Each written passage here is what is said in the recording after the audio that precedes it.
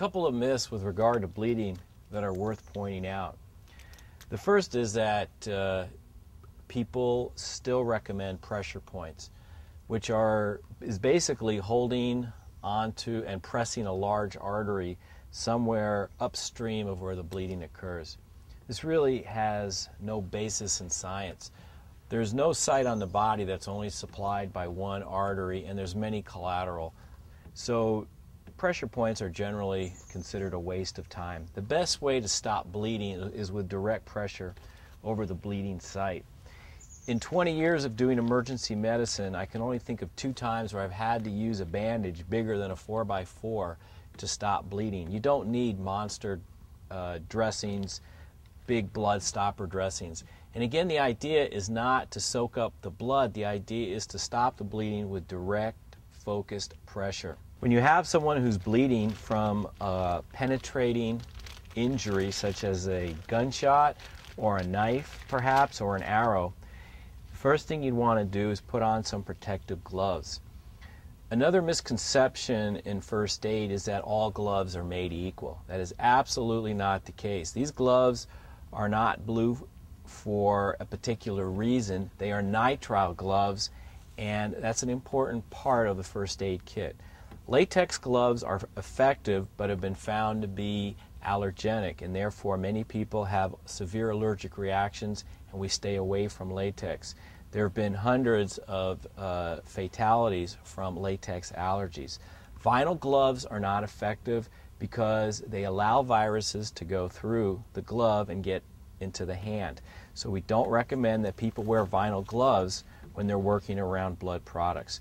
Nitrile gloves are very effective because the polymer is strong and it completely stops the spread of virus from the blood into the hand. Having said that, you can get small defects even in nitrile gloves, so it's a good idea when you remove the gloves to wash your hands. After you quickly put on your gloves, you would find the bleeding site and then you would hold direct pressure. You have to hold pressure there for some time. If you want to let your hands up and stop holding direct pressure, then you can make a pressure dressing. And to do that, you could take your dressing material and bulk it up a little bit. And then you can wrap it with some kind of bandage material. This type of bandage material is stretchy and elastic and is ideal for a pressure dressing. Notice I'm putting this on fairly tight because it's a pressure dressing and I want to use it to stop bleeding. This could be from a penetrating object such as a bullet or a knife or an arrow if you're in hunting. Now, once you have this in place and secure, you want to continue to inspect it.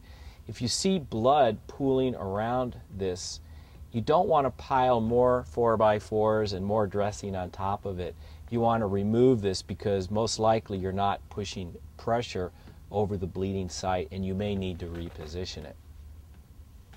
This is an important part also. When you're done with your gloves and you have blood on them, you want to carefully remove your gloves. The correct way to remove the gloves is to turn them inside out so that the blood products are buried inside the gloves, and then put them in some type of sealable plastic bag. Remember that even the best gloves can leak a little bit, so then it's a good idea to take some type of antiseptic wipe, and the ones that contain either benzalkonium or methohexatol are very effective, and wipe your hands. Alcohol is not a very good antiseptic. Even though many first aid kits continue to carry alcohol swabs, I find them to be almost useless. And then you put this inside the bag and close it up.